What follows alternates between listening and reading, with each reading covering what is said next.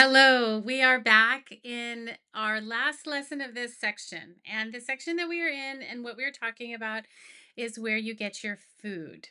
All right, in the last sections, we talked about where your food comes from: the earth, nature, plants and animals, your own little farm at your house, whether that be on the windowsill or in the backyard or on a balcony, or your neighbor's bigger farm, maybe a local farmer.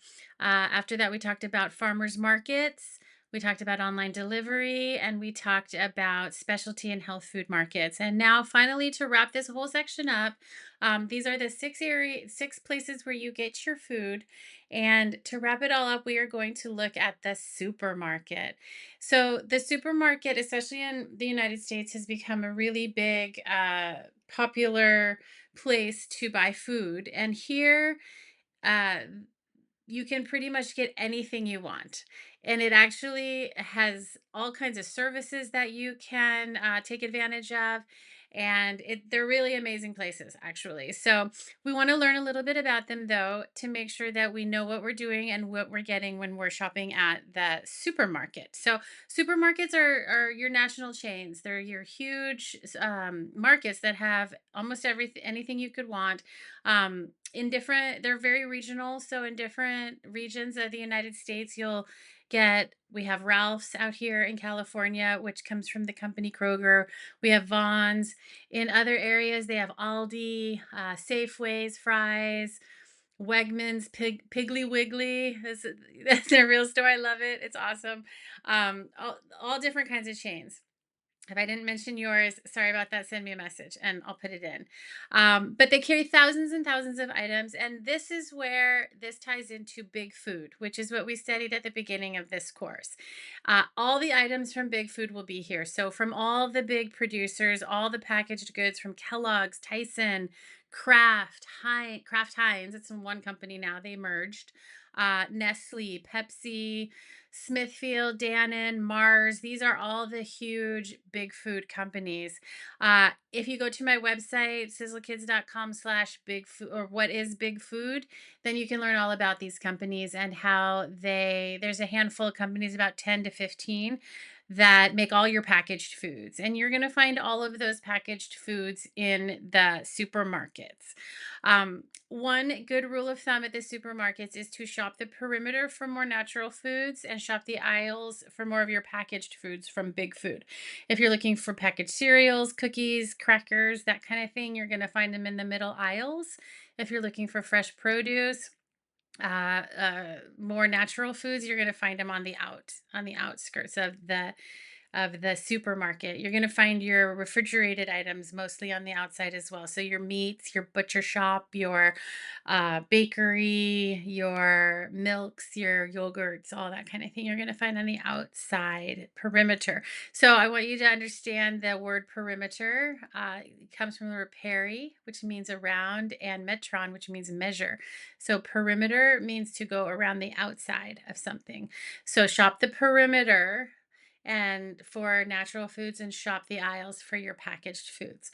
Now, something different about these supermarkets, different from the specialty markets and the health food markets like that, is there are so many other things that are available at these supermarkets.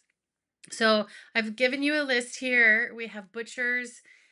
There's a big dairy section, a huge bakery section. You can order cakes and have them made specially for you. I've ordered many birthday cakes at grocery stores or at these supermarkets before. They'll usually have a deli or a sandwich counter where you can order fresh sandwiches. They'll have obviously produce sections, fridge and freezer sections, also usually in the middle aisles, ice creams and frozen pizza and frozen vegetables and frozen meats and just everything.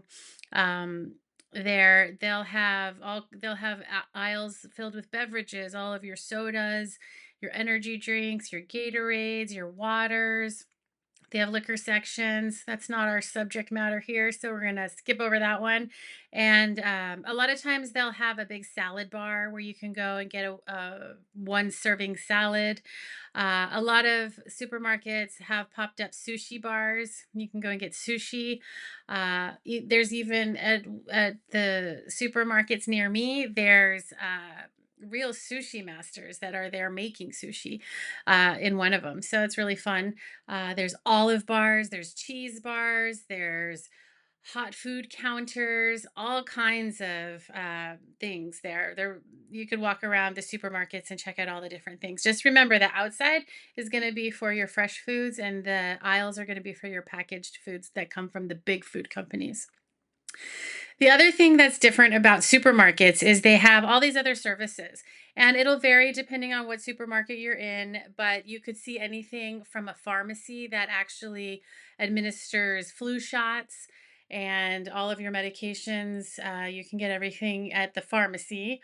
There's cleaning supplies. Sometimes there's even a dry cleaner in your supermarket. They have gift wrap and aisles filled with cards and wrapping paper and bows. Oftentimes they'll have a seasonal aisle where they'll have things for Halloween or for Valentine's Day or for Christmas, candies and little gifts and things like that. If you need to get a little gift for a friend, I'll run into a supermarket and pick up something cute if I'm strapped for time. Um, there's coffee shops in these supermarkets now. We have Starbucks in the one near me. There's florists, there's ATMs, there's little bank branches sometimes where you can do your banking. There's recycling centers where you can bring your recycling and exchange it right there for cash. They sell ice, they sell propane for your barbecue, they sell pet supplies. Everything under the sun you could get at these supermarkets. So, this is the end of the spectrum in terms of how I'm laying this out for you and how I want you to think about where your food comes from. I want you to start at the very most natural place, which is yourself and your home and you growing your food. Then after that, it's your local farms. After that, your local farmers markets. After that, you can get great options delivered from farms and from meat companies and from meal kits online. Specialty and health food stores are really nice places to look for beautiful food and healthy food and all kinds of good things. And then your supermarkets have so much variety and so many options to choose from that there's a lot that you can get at supermarkets and a lot that you can get done at supermarkets as well. This is where, like I said, you'll find all of your big food items. So that's the spectrum of where you get your food. So now you know where food comes from: nature, farms, small farms and large farms. And now you know where to get your food at all of these different options, from growing it yourself, your local farm, your local farmers market, your online delivery service, your health food or specialty store, and your supermarket.